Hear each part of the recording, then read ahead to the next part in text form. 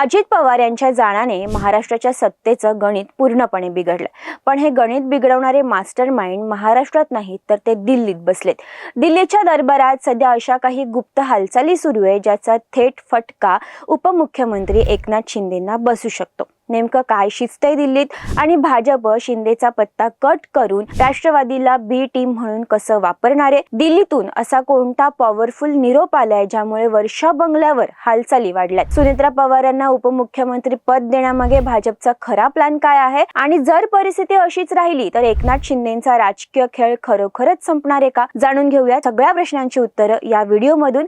नमस्कार, मी समीक्षा देशमुख आणि तुम्ही पाहताय टीओडी मराठी। राजकारणातील एखादा छोटासा प्रसंग कधी कधी संपूर्ण राज्याची समीकरणं बदलून टाकतो। उपमुख्यमंत्री एकनाथ शिंदे आणि भाजपने एकत्र जी सत्ता स्थापन केली तीच युती आता शिंदेसाठी अडचणीची ठरू लागली आहे का, असा प्रश्न उपस्थित होतोय। अजित पवारांच्या एक्झिट नंतर शिंदे मोकळा श्वास घेतायत असं वाटत असतानाच ते एका नव्या राजकीय चक्रव्यूहात अडकल्याची चर्चा सुरू आहे। सुरुवातीला जेव्हा अजित पवार महायुतीत आले तेव्हा शिंदे गट आणि त्यांचे आमदार प्रचंड अस्वस्थ होते। ज्यांच्या विरोधात बंड करून ते महाविकास आघाडीतून बाहेर पडले तेच पुन्हा सोबत आल्याने ही नाराजी साहजिकच होती।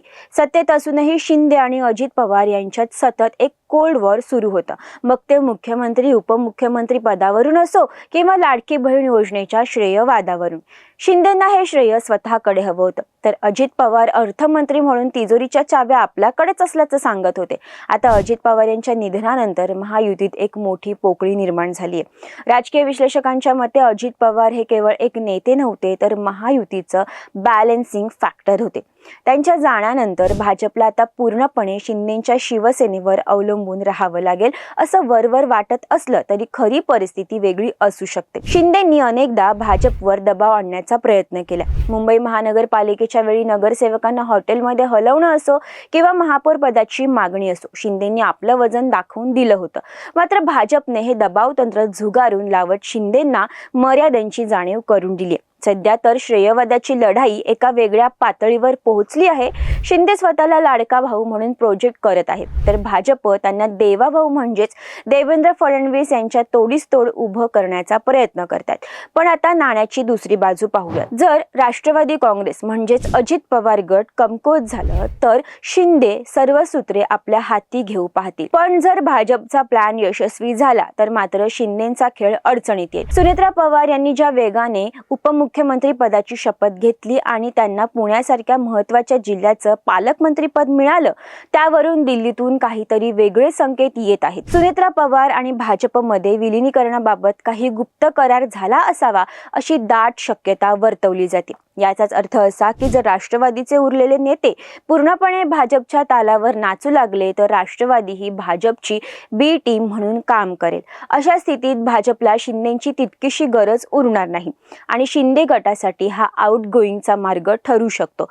50 आमदारांच्या जीवावर मुख्यमंत्री पद घेणाऱ्या शिंदेंनी आपली संघटना वाढवली, शाखा विस्तार केला आणि भाजपसमोर एक आव्हान उभं केलं। पण याच आव्हानाला शह देण्यासाठी भाजप आता राष्ट्रवादीला हाताशी धरून शिंदेचा खेळ संपवण्याच्या तयारीत असल्याचं दिसतंय।